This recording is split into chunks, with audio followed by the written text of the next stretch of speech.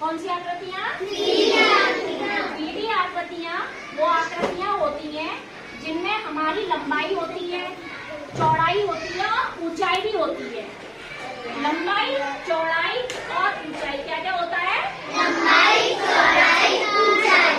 जैसे कि तुमने एक बॉल देखी है, बॉल में हमारी बॉल ऊंची होती है, उसमें ऊंचाई होती है, गोल होती है, और गोल के साथ साथ उसमें ऊंचाई भी होती है।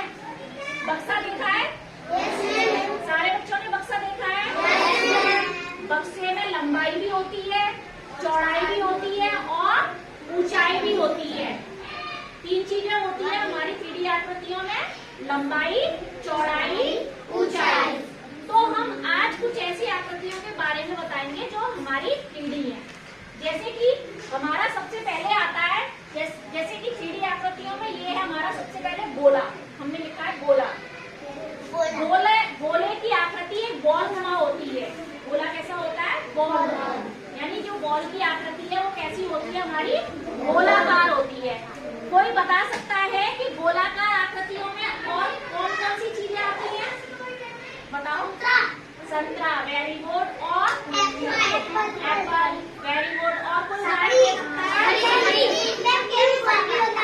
Very good. अब हम दूसरी आकृति के बारे में बात करते हैं, घन।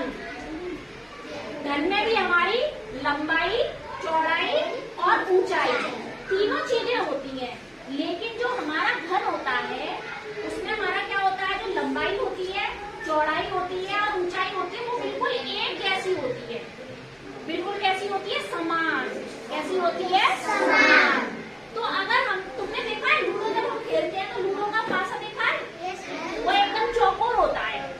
उसकी लंबाई, चौड़ाई और ऊंचाई भी हमारी कैसी होती है? उस लूडो के पासे की तीनों लंबाई, चौड़ाई, ऊंचाई तीनों एक जैसी होती है। तो अगर हम घन की बात करें तो जो हमारा लूडो का पासा होता है वो एक घन के आकार का होता है। ठीक है। अब आते हैं हम घनाभ। इसके बारे में बताएंगे अब हम। घनाभ की आकृति हमारी बक्सानुमा होती है। जैसे हमने बक्से देखे हैं, बक्सा तो सभी के घरों में होता है। बक्सा, हाँ। जैसे घन में तो लंबाई, चौड़ाई और ऊंचाई तीनों बराबर होती है, लेकिन जो हमारा घनाभ होता है उसमें हमारी जो लंबाई है वो लंबाई और चौड़ाई बदलती रहती है। लंबाई कभी ज्यादा भी हो सकती है, चौड़ाई ज्यादा हो सकती है, ऊंचाई भी हमारी अलग अलग हो सकती है। तीनों चीजें एक जैसी नहीं होती। और उसके उदाहरण के तौर पर हम क्या ले सकते हैं? बक्सा। और कुछ उदाहरण दो तुम लोग। और क्या होता है इस आकार का? और बताओ कुछ और कुछ बताओ। पेंसिल बॉक्स देखा है अपना? Pencil box. पेंसिल बॉक्स की आकृति हमारी कैसी होती है? घनाभ की आकृति होती है। सबके पास है पेंसिल बॉक्स तो उसकी आकृति हमारी कैसी होती है? घनाभ। अब आता है हमारा शंकु। शंकु का जो नीचे का हिस्सा होता है ये गोल होता है और ऊपर हमारा ये कोन जैसा होता है। मतलब ऊपर, जैसे कि जब हमारे बर्थडे होते हैं तो बर्थडे पे हम टोपी लगाते हैं। सबने देखी होगी बर्थडे वाली टोपी। तो इसकी आकृति कैसी होती है? शंकु जैसी होती है। कैसी होती है? शंकु जैसी। एक हमारी आकृति आती है 3D में, बेलन। बेलन का कोई उदाहरण दे सकता है? बेलनाकार आकृति कैसी कैसी हो सकती है? कौन?